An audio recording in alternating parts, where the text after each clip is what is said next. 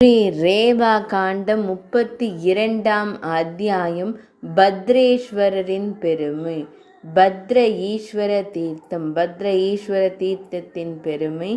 மார்க்கண்டேய முனிவர் கூறினார், அங்கிருந்து ஒரு யாத்ரிகர் எல்லா பாவங்களையும் அளிக்கும் பத்ரேஸ்வரருக்கு செல்ல வேண்டும். அங்கேதான் சித்திரசேனனின் மிகவும் மதிக்கப்பட்ட சக்தி வாய்ந்த மகன் சித்தரானான். அதாவது ஆன்மீக பரிபூரண நிலையை அடைந்தான். யுதிஷ்டிர மன்னர் கூறினார், புனிதரே, அந்த தீர்த்தத்தில் ஆன்மீக பரிபூரண நிலையை அடைந்த அந்த பெரும் தவம் செய்த சித்தர் யார் என்பதை நான் அறிய விரும்புகிறேன். அவர் யாருடைய மகன்? அவர் பரிபூரண நிலையை அடைந்ததற்கான காரணம் என்ன? மார்க்கண்டேய மாமுனிவர் கூறினார், சிறந்த மன்னரே, முன்பு சித்திரரதன் என்ற பெயருடைய இந்திரனின் தேவேந்திரனின் நெருங்கிய நண்பர் ஒருவர் இருந்தார். அவர் மிகுந்த தேஜஸ் உடையவர். அவருடைய மகன் பத்ரேஸ்வரர் என்று நன்கு அறியப்பட்டவர். அவர் அழகானவர் மற்றும் பாக்கியசாலி. அவர் எல்லா எதிரிகளுக்கும் ஒரு அச்சமூட்டுபவராக இருந்தார். அவர் தேவேந்திரனுக்கு மற்றொரு ஜெயந்தனை போன்ற நெருங்கிய நண்பராக இருந்தார். ஒருமுறை எல்லா தேவர்களும் கூடியிருந்த அரச சபையின் நடுவில் அவர் தேவலோக பெண் மேனகையின் நடனத்தாலும் பாடல்களாலும் நீண்ட நேரம் பெரிதும் மயங்கினார். அவர் எல்லா ஒழுக்க வரம்புகளையும் மீறினார். அவருடைய உயிர் நீங்கிவிட்டது போல இருந்தது. தன் புலன்களின் மீது கட்டுப்பாடு இல்லாத அவரை தேவர்களின் தலைவனான தேவேந்திரன் சபித்தான்.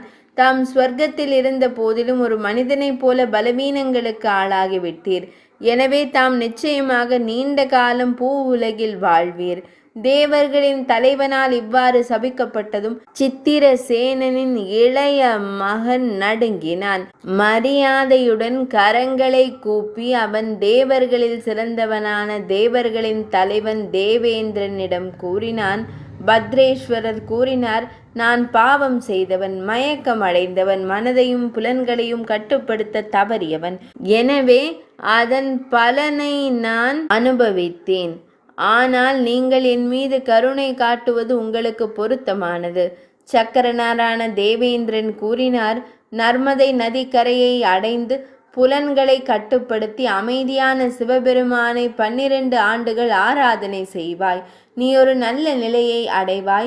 சுய கட்டுப்பாடு, உண்மை உடைமை மற்றும் தூய்மை கொண்ட புண்ணியவான்களுக்கே இந்த உலகம், அதாவது ஸ்வர்க்கம் சொந்தமானது என்றும் பாவிகளுக்கு அல்ல என்றும் சாஸ்திரங்கள் கூறுகின்றன. அறிவுள்ள அந்த 1000 விழிகளை உடையவர் இதை கூறிய போது புத்திசாலியான அந்த கந்தர்வகுமாரன் அவரை வணங்கி பூமிக்கு சென்றான். அவன் பிரம்மாவர்த்தத்திற்கு அருகிலுள்ள ரேவா நதியின் தூய நீரில் புனித நீராடினான். சாஸ்திரங்களில் கூறப்பட்ட விதிமுறைகளின்படி ஜபம் செய்து காற்று, நீர், பின்னாக்கு, பழங்கள், மலர்கள் மற்றும் இலைகளால் சங்கரனாரை வழிபட்டான். அவன் கிழங்குகளை உட்கொண்டு வாதுமை தண்ணீரை உட்கொண்டு உயிர் வாழ்ந்தான். அவன் தன்னை சுற்றி 5 நெருப்புகளை மூட்டி கடுமையான தவம் செய்தான்.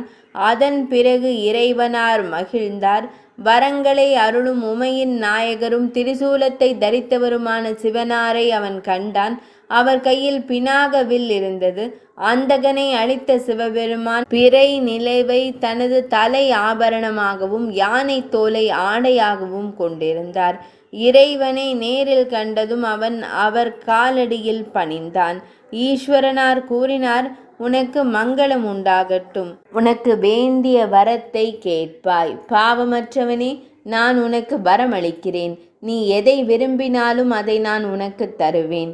இதில் எந்த ஐயமும் வேண்டாம். பத்ரேஸ்வரர் கூறினார், தேவர்களின் தலைவரை, நீங்கள் மகிழ்ந்து எனக்கு ஒரு வரம் அளிக்க விரும்பினால் என் பெயரால் அமைந்த இந்த தீர்த்தத்தில் தாங்கள் என்றென்றும் எழுந்தருளி இருக்க வேண்டும். இதை கேட்டதும் மகாதேவர் ஆனந்தத்தால் குரல் தழுதழுக்க அப்படியே ஆகட்டும் என்றார். பின்னர் மகிழ்ந்த சங்கரனார் உமையுடன் அங்கிருந்து சென்றார். இறைவன் தேவலோகம் சென்ற பின்னர் அவன் அந்த தீர்த்தத்தில் புனித நீராடி ஜப விதிமுறைகளின்படி பித்ருக்களை திருப்தி செய்து தேவர்களின் தலைவரை முறைப்படி பிரதிஷ்டை செய்தான். பரதகுல தோன்றலே, அது 3 உலகங்களிலும் பத்ரேஸ்வரம் என்று நன்கு அறியப்பட்டது. அரசனே, தனது சாபத்திலிருந்து விடுபட்ட பின்னர் அவன் அழகான இந்திரலோகம் சென்றான். வெற்றி உண்டாகட்டும் போன்ற வாழ்த்துக்களுடன் அவன் வரவேற்கப்பட்டான். அதனால் மிகுந்த மகிழ்ச்சி அடைந்தான். இவ்வாறு யுதிஷ்டிர மன்னரே தாம் கேட்ட கேள்விக்கு விளக்கம் அளிக்கப்பட்டது. அங்கு ஒருமுறை புனித நீராடுவதாலேயே ஒருவர் எல்லா பாவங்களிலிருந்தும் விடுபடுகிறார். யுதிஷ்டிர மன்னரே, எவன் அந்த தீர்த்தத்தில் புனித நீராடி பித்ருக்களையும் தேவர்களையும் வழிபட்ட பின்னர் மகாதேவனாரை வணங்குகிறானோ அவன் அஸ்வமேத யாகம் செய்த பலனை அடைகிறான். மரணத்திற்கு பிறகு அவன் 100 ஆண்டுகளுக்கும் மேலாக சிவபெருமானின் நகரத்தில் இன்புற்று வாழ்ந்து பின்னர் மனிதர்களிடையே ஒரு மன்னனாகவோ அல்லது மன்னனுக்கு சமமான தகுதி உடையவனாகவோ பிறப்பான். அவன் வேதங்கள் மற்றும் வேதாங்கங்களின் உண்மையை அறிந்தவனாய் நோயோ துயரமோ இன்றி 100 ஆண்டுகள் வாழ்வான். மீண்டும் அவன் அந்த தீர்த்தத்தை ரேவா நதியை நினைவு கூர்வான். 32ஆம் அத்தியாயம் இனிதே நிறைவடைந்தது.